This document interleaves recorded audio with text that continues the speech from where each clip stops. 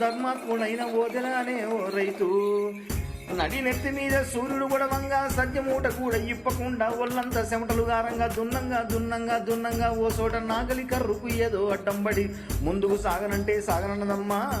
ఆ చోటను తవ్వి చూడంగానే పంచభూతములన్నీ ఒక్క చోట కూడినట్టు పలుగురాళ్ళ కింద దాగి ఉన్నడమ్మా పరమాత్మ శివలింగ రూపుడై.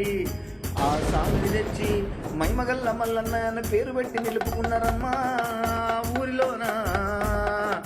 ఆనాటి నుండి ఈ ప్రాంతం ఆ రైతు పేరు మీదనే ఓదెల అని ప్రసిద్ధికెక్కి మల్లన్న దయతోటి దండిగా ఉన్నది దేవా.